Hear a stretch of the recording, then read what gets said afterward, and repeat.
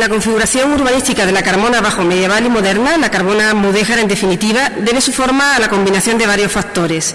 Entre ellos resulta fundamental la herencia recibida de todo el proceso histórico previo. El lugar donde se emplaza Carmona se estrena como sitio de habitación en torno al 3000 a.C. ¿Cómo? Más lento, vale. El lugar donde se emplaza Carmona se estrena como sitio de habitación en torno al 3000 a.C., pero será la presencia de orientales en el territorio a partir del siglo VIII a.C. la que determine una implantación en función de criterios urbanos en el actual barrio de San Blas. Desde ese núcleo originario se inicia el proceso de ocupación de toda el área de la meseta carmonense. Los patrones de este urbanismo premedieval quedaron fijados en determinados sectores de la ciudad, de manera que incluso hoy en día la orientación predominante de los muros domésticos en San Blas, el número 1 del mapa, es la misma que la de las viviendas de época tartésica, y el mismo fenómeno, pero con respecto a la etapa romana, se verifica en la mitad sur del casco amurallado, el barrio de San Felipe, el número 2 del plano. El fin del mundo antiguo y los inicios del medievo son poco conocidos en sus diversos aspectos, incluido el urbanístico. La conclusión de este mundo tardoantiguo y altomedieval tiene una fecha concreta, 713, año de entrada de los musulmanes en Carmona. Se inicia un periodo de más de 500 años, hasta la conquista de 1247, del que arqueológicamente se sabe poco, sobre todo si se compara con etapas históricas más antiguas. El comportamiento arqueológico, como ya se ha apuntado, en lo que al periodo andalusí se refiere, es muy homogéneo en su parquedad y pobreza dentro del recinto murado. Se registran pozos negros colmados de materiales de desecho, pero son muy pocas las unidades construidas que se han identificado. El resultado es que no se tiene información sobre la tipología de la vivienda, sus dimensiones o su patrón evolutivo, y, en consecuencia, el urbanismo es un aspecto escasamente conocido. Atendiendo a las fuentes árabes, se asume que hasta el califato la forma urbana de Carmona es heredada de la ciudad antigua. A partir de ese momento se inicia un proceso global de reestructuración con objeto de adaptarse a los parámetros propios del periodo omeya. Esta urbe ya plenamente andalusí es la que ocupan los conquistadores cristianos y que pausadamente adaptarán a un horizonte cultural, social, más despacio, vale, y económico distinto del que son portadores. No obstante, con respecto a la Carmona andalusí, a pesar de la falta de datos arqueológicos, se pueden inferir procesos generales de evolución similares a los de otras poblaciones. Los estudios realizados en los últimos años han permitido comprobar cómo el paisaje urbano andalusí evoluciona desde una medina dispersa a una medina saturada, que es lo que ustedes pueden ver en el esquema de la izquierda de la diapositiva. La presencia islámica original se fija a partir de la implantación de un lugar central que ocupa la mezquita y de una red primaria de vías principales que ponen en comunicación este centro urbano con las puertas de la ciudad. La existencia de murallas es imprescindible en la consideración como medina o como ciudad de un núcleo de población. Zocos, alcaicerías, alhóndigas y baños completan el elenco de edificios e instalaciones auspiciados públicamente. Las viviendas se emplazan en lotes de terreno, denominados quita, que se otorgan a las diferentes tribus que pueblan la ciudad. En cada lote, el tejido urbano crece de forma autónoma, con manzanas de tendencia circular y a través de un proceso continuado de adyacencia. En un primer momento no se ocupa todo el espacio intramuros, aparecen huertas junto a las casas y en las zonas baldías crecen cementerios, talleres, industrias y muladares. El incremento demográfico provoca la lenta saturación de la medina. Se ocupa todo el espacio disponible dentro de murallas, desapareciendo talleres, cementerios y huertas, y las viviendas tienden a fragmentarse y a crecer en altura. En Carmona, parte de este modelo teórico parece verificarse. Según las fuentes árabes, hasta época califal al menos, continúan en funcionamiento las murallas romanas, limitando un espacio en el que la población se ha reducido mucho desde el fin del imperio.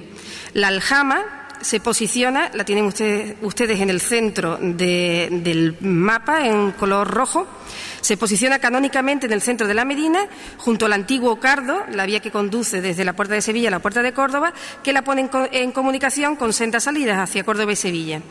2 cementerios en amarillo y un muladar indica claramente que no todo el espacio estuvo inicialmente ocupado por viviendas. Del proceso de saturación posterior dan indicio las formas de la ciudad mudéjar que a continuación se examinan.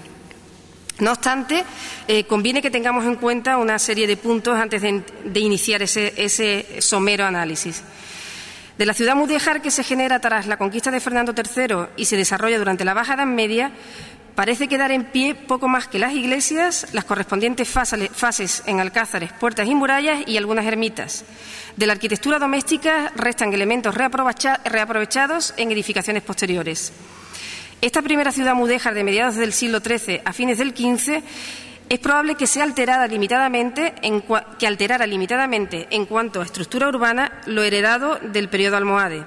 Es decir, la ciudad andalusí debió funcionar como un esqueleto u horma de la cristiana.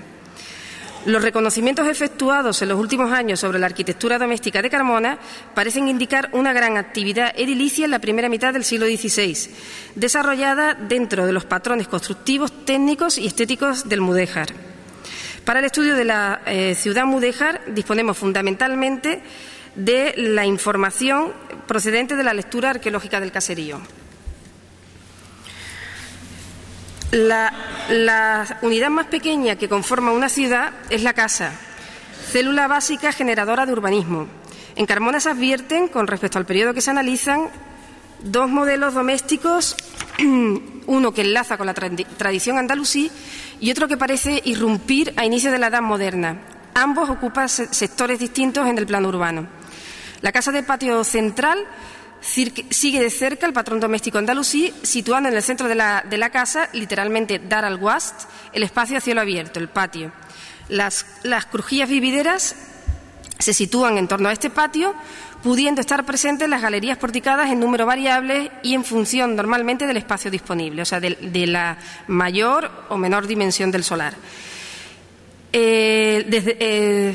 Como costumbre de claro origen islámico, el zaguán, zaguán es palabra derivada directamente del árabe ustuwan, no accede directamente al patio, sino en eje quebrado, lo que evita la visión directa desde la calle. Las fachadas suelen ser ciegas o tener escasas ventanas y este tipo doméstico se localiza en el interior del casco amurallado y se desarrolla sobre parcelas tendentes a cuadrada, originando manzanas aproximadamente de la misma forma.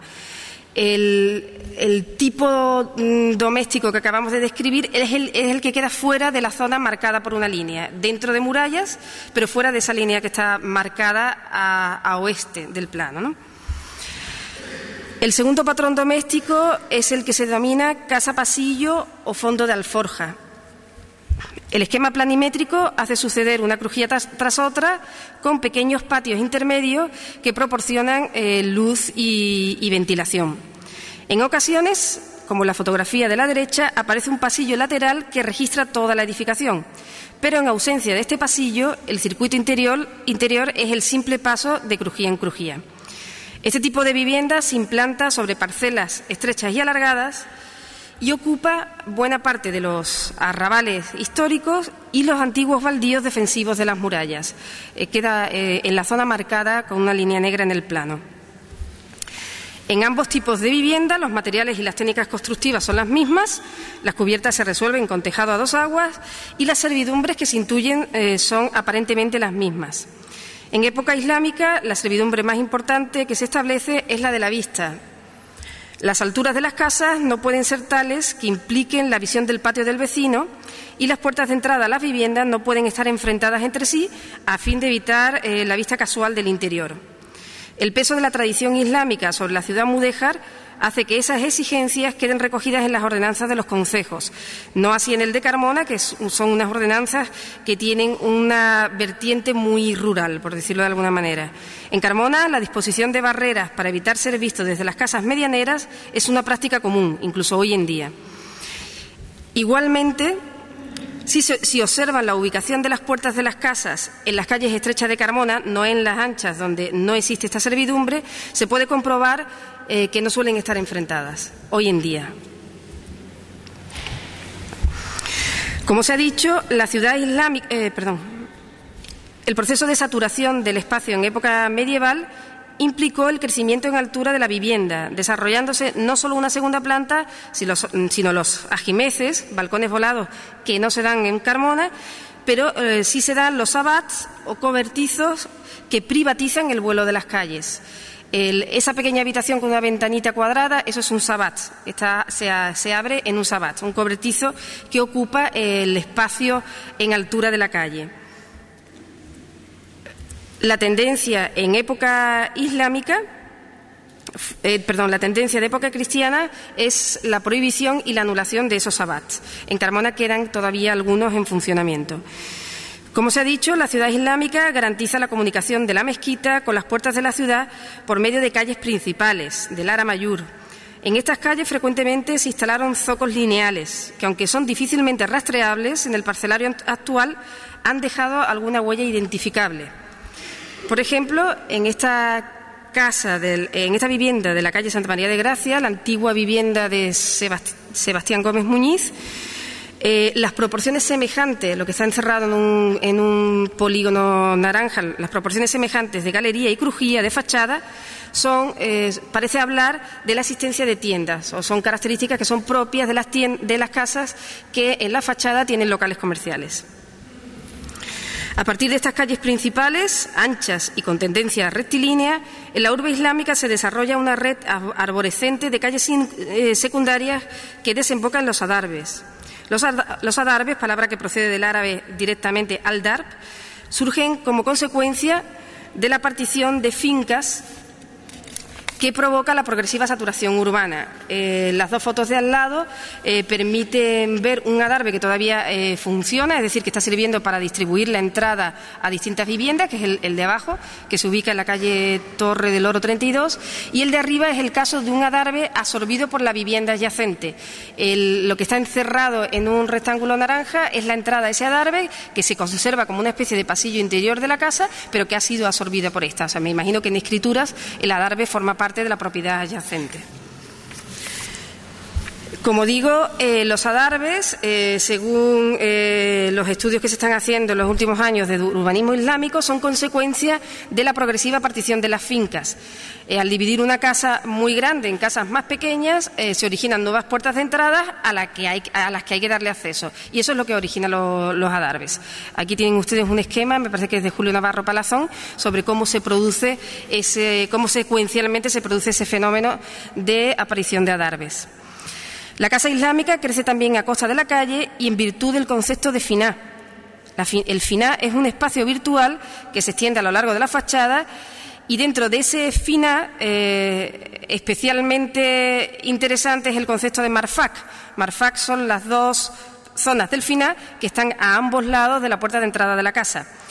Ese marfak se emplea para atar a las bestias en las operaciones de carga y descarga o para situar bancos para sentarse. De eso no ha quedado, me refiero a los bancos, no ha quedado nada en Carmona, son muy frecuentes en otros puntos de Andalucía, los bancos de obra que se sitúan en las puertas de la casa, de manera que es como una especie de ocupación privada de un espacio público, pero bueno, esas dos anillitas que tenemos a ambos lados de las jambas de la puerta son un residuo de ese antiguo marfak de época islámica que se recoge en la tradición mudéjar posterior. Esas anillas implican que un caballo, un mulo, lo que fuera, estuviera ahí amarrado ocupando parte del espacio de la calle. Sobre el finá tiene derecho de usufructo el propietario de forma que su cada vez más estable ocupación acaba por convertirse en una ampliación de la vivienda. Aquí tienen ustedes también una secuencia, no recuerdo de qué autor, quizás Julio Navarro, sobre cómo ese finá se va ocupando. En el caso primero no está ocupado, en el número 2 el finá está ocupado con tiendas de arquitectura efímera, tenderetes. En el segundo esas tiendas se van haciendo un poquito más complejas o más estables, y en el punto cuarto implica ya directamente una ampliación de la casa a costa de la calle. Como digo, acaba por ser una ampliación de la vivienda y esto provoca aún un mayor estrechamiento de la calle que en época islámica tiene suficiente con garantizar el paso de una caballería. El transporte en carruaje se había perdido en la Alta Edad Media y se recupera mucho después, por lo tanto no es necesario que las calles tengan suficiente anchura como para que pase un carro, ¿no? Aunque en el caso de Carmona no tengamos constancia escrita de ello, en la ciudad mudéjar se legisla, en general en la ciudad mudéjar, se legisla para que las casas se retranqueen y se recupere anchura de calles. Igualmente se tiende a la anulación de los adarves, probablemente por concentración de la propiedad que anula las servidumbres anteriores. Son muchos los adarves que han sido absorbidos por las propiedades colindantes. En ocasiones, como he dicho antes, se mantienen como pasillos interiores de las viviendas. En otros han sido ocupados por estancias vivideras, otras veces han sido acortados y raramente siguen ejerciendo su papel de acceso a diferentes propiedades. En rojo tienen ustedes marcados algunos de los adarves que se han detectado en el transcurso de los últimos años. Algunos vienen marcados en el mismo catastral de la ciudad y otros los hemos detectado arqueológicamente y no están incorporados al catastral. Son muchos más realmente los que hay y no se ciñen al conjunto histórico amurallado. En la zona del Arrabal también aparecen adarves, a pesar de que el modelo de casa no es el mismo que el del interior de murallas. Bueno, sobre los conventos se puede decir que son todos de fundación bajo medieval y moderna. No vamos a extendernos sobre los conventos porque lo va a tratar Salvador a continuación. Simplemente sí tenemos que entender la repercusión urbanística que tiene su existencia, pues implica la absorción o la destrucción de parte de un tejido urbano persistente, ocupando grandes manzanas donde, digamos, que el urbanismo no se desarrolla en sus aspectos domésticos. La posibilidad de que las actuales, los restos de las murallas que aún quedan en pie, como ya se ha dicho esta mañana, así como la fase fundacional de los alcázares, se fechan en época islámica y se mantienen funcionalmente hasta la expansión de la artillería pirobalística.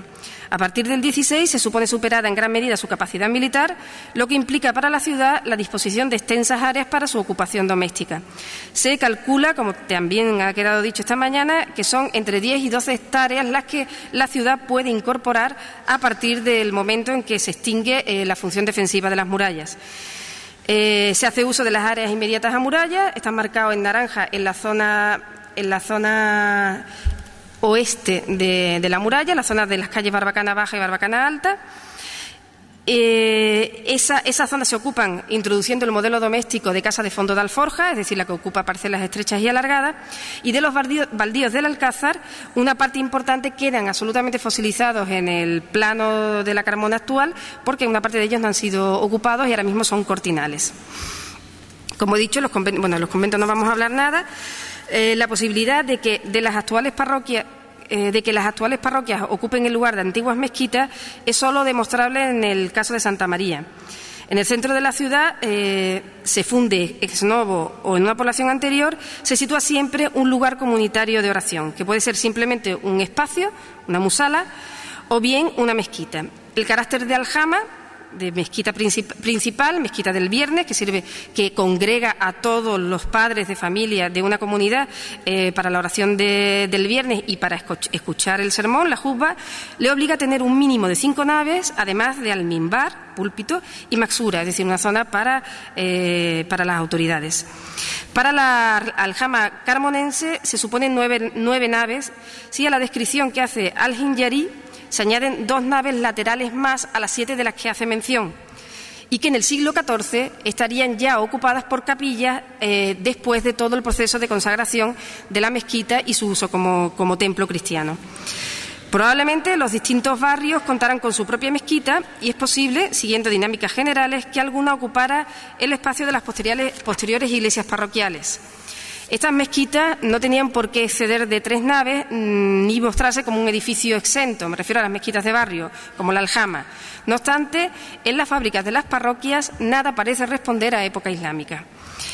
Desde el urbanismo, las parroquias tienen una incidencia que excede de su propia implantación excede de su propia implantación por la presencia de los cementerios. Cada una de las parroquias estaba dotada de su propio cementerio. La detección de osarios en vigilancias arqueológicas, sumada a la presencia de calles que se denominan directamente cementerios, cementerio de San Blas, de Santa María y Santiago, permite al menos de varias de estas parroquias conjeturar una serie de vacíos urbanos que estarían ocupados por estas zonas de enterramiento. Y para terminar y no restar más tiempo a mi compañero de comunicación, cabe decir que la gran expansión extramuros, a pesar de que aparece citada por algún autor islámico, que menciona la existencia de un burgo yarni o de un arrabal yarni, parece que se produce precisamente en este periodo.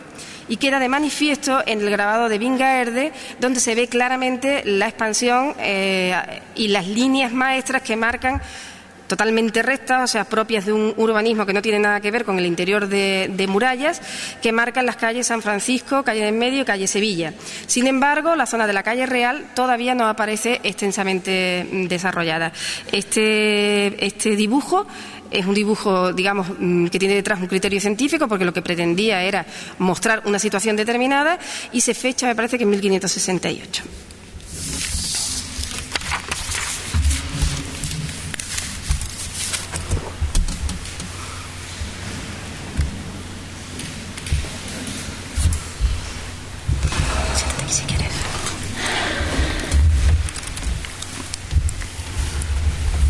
Buenas tardes.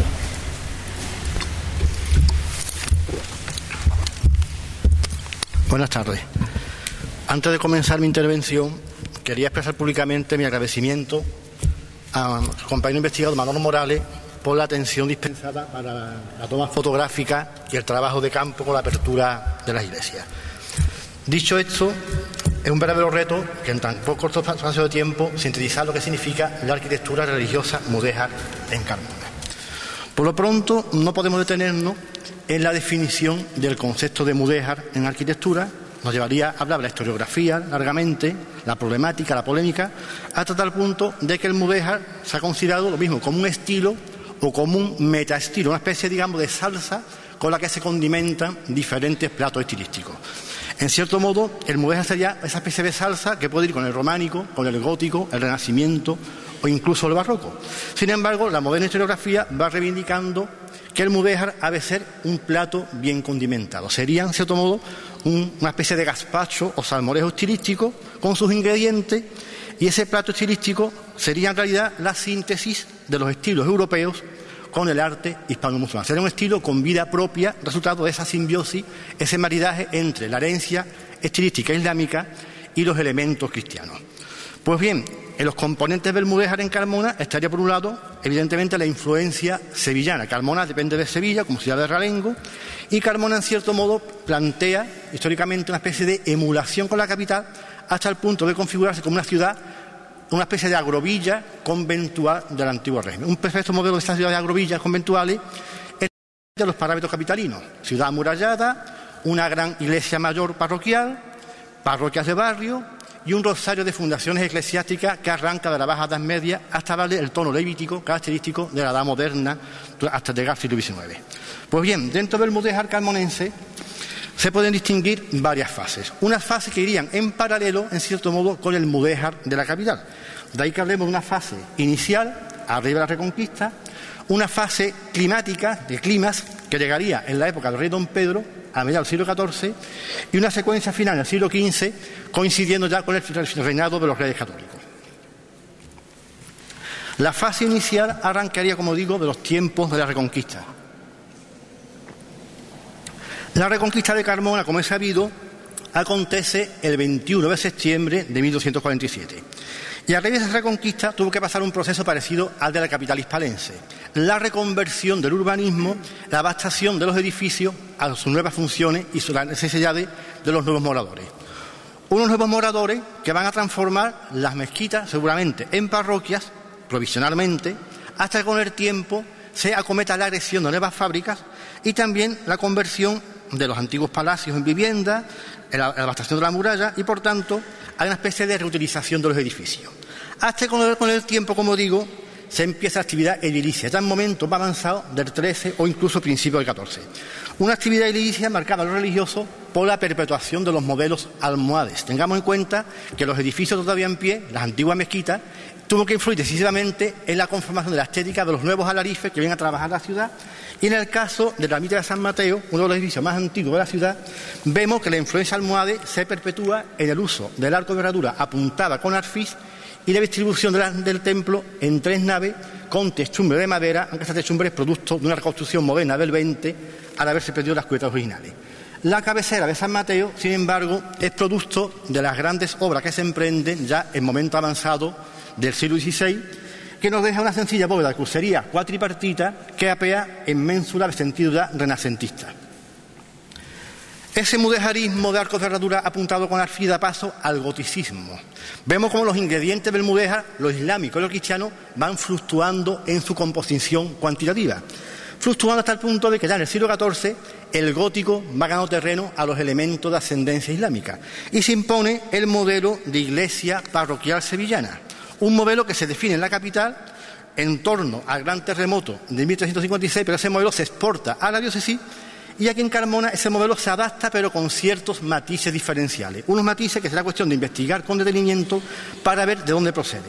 Unos matices derivados en que, si por un lado la planta es la habitual sevillana, planta basilical de 3 naves, con arcos apuntados sobre pilares, en Carmona llegan unos matices de los que les hablo, que sería la adopción de medias columnas adosadas a los frentes más estrechos de los pilares, y unas cabeceras muy peculiares. Unas cabeceras que en el caso de Santiago consiste en un ábside tripartito, 3 ábsides de forma poligonal, cubierto el del centro con bóveda de crucería en forma de abanico y los de los lados con bóvedas cuatripartitas. Unos ábsides poligonales muy anómalos de los sevillanos que remitirían seguramente a modelos cordobeses, tengamos en cuenta la vinculación, la relación de Carmona con Córdoba a través de Écija.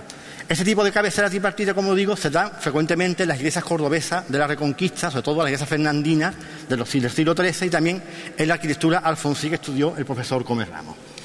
En el caso de Santiago de Carmona, como digo, el cuerpo de naves eminentemente sevillano, pero esa cabecera es muy peculiar, como vemos en el sistema de abovedamiento o como vemos también en los exteriores, donde en esos paños de los ábsides se abren una serie de ventanas muy arcaizantes, donde vemos ventanas lanceoladas con una cuatrifolia de remate.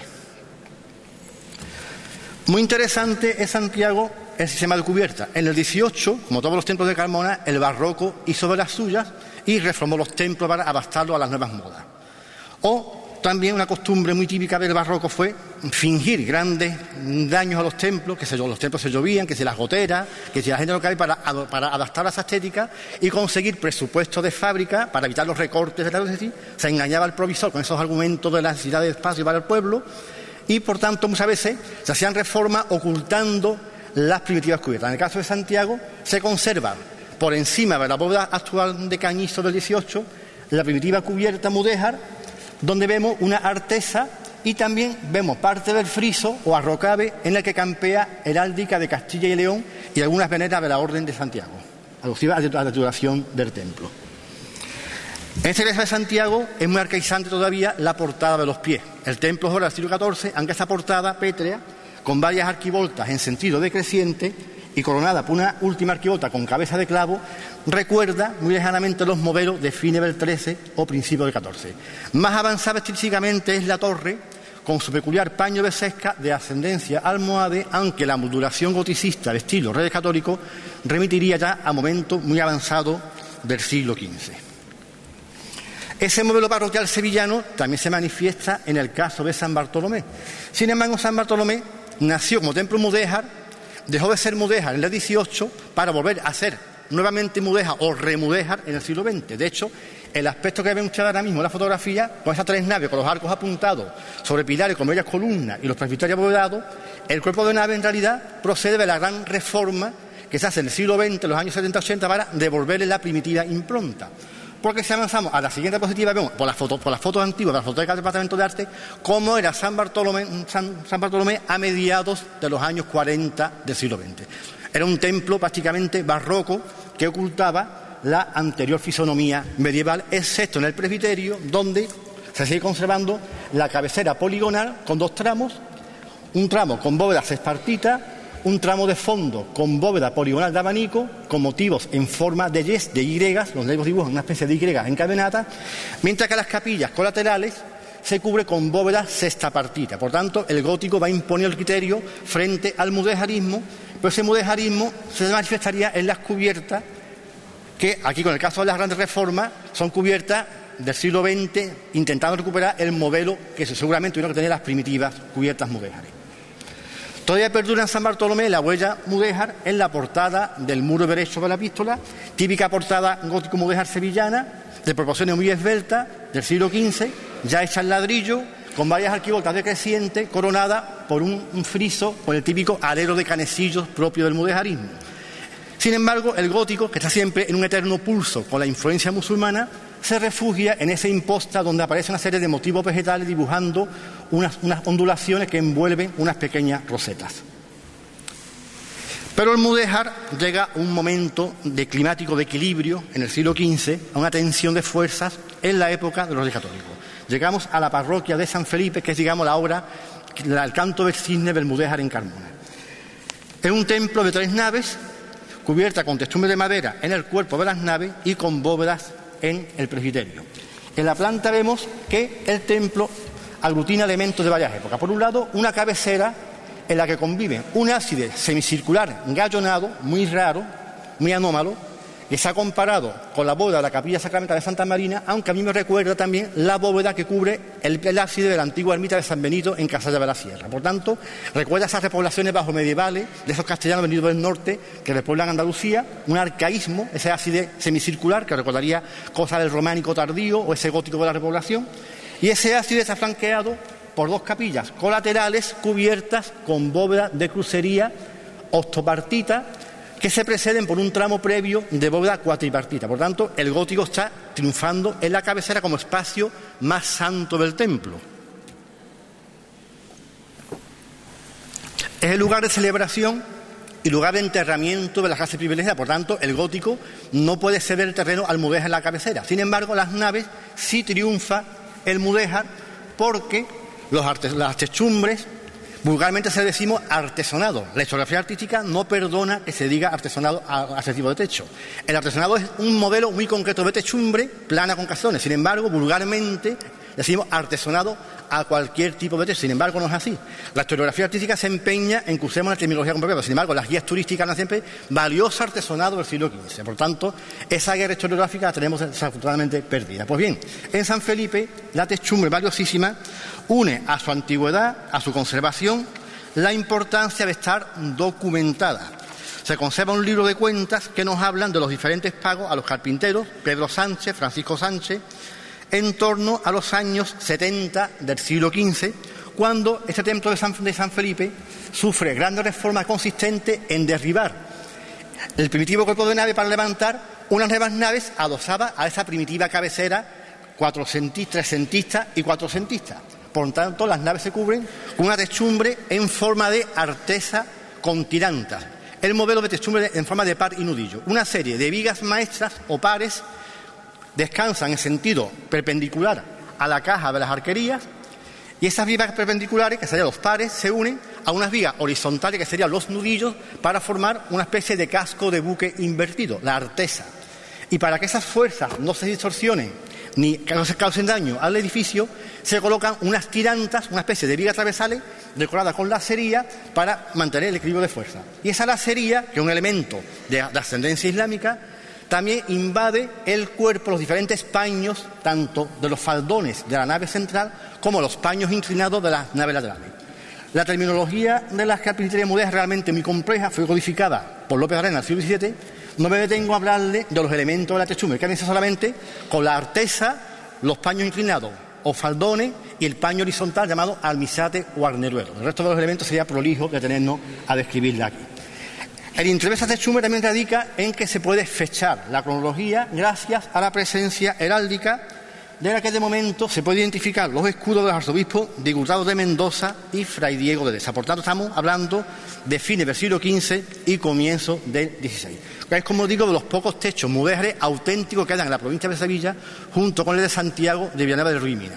Ten en cuenta que los terremotos, los incendios, etcétera, han hecho que las techumbres mudéjares con el tiempo hayan sido suplantadas por otras veradas modernas que siguen fielmente los postulados de construcción del mudéjar, gracias a que López de Arena en el XVII codificó por escrito el sistema de trabajo de estos carpinteros medievales. Muy interesante en San Felipe la torre fachada, otro elemento exótico, porque este modelo de torre fachada se da frecuentemente en las iglesias de la Sierra Norte de Sevilla, Casalla, Constantina, Alaní, San Nicolás del Puerto, torre fachada con una portadita a los pies, en ladrillo, encuadrada por alfil, con un alero de modillones, mientras que el cuerpo de la torre en sí es obra del 16, en la que se da entrada al Renacimiento.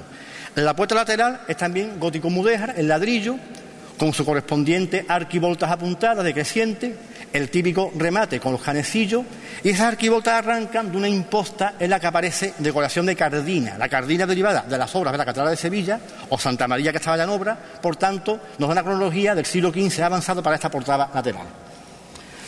Muy reformadas están San Pedro y San Blas. Ahí el barroco hizo de las suyas hasta tal punto de que solamente son reconocibles los pilares con las medias columnas adosadas.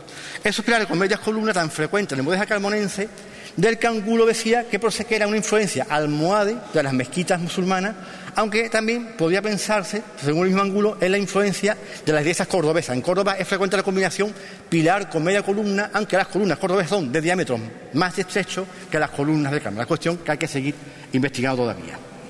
Como digo, está muy reformada y prácticamente se reconocen las arquerías apuntadas, los pilares, alguna portadita y poco más. Claro, el gran dilema de los arquitectos es: desmontamos lo barroco para volver a los mudéjar, caemos las bóvedas de yeso para que aparezcan los techos, que hacemos este tipo de cuestiones. Claro, ese será el gran debate de la restauración y conservación del patrimonio, el volver atrás o no volver. También hay un mudéjar periférico, un mudéjar, digamos, más modesto, vinculado a las ermitas.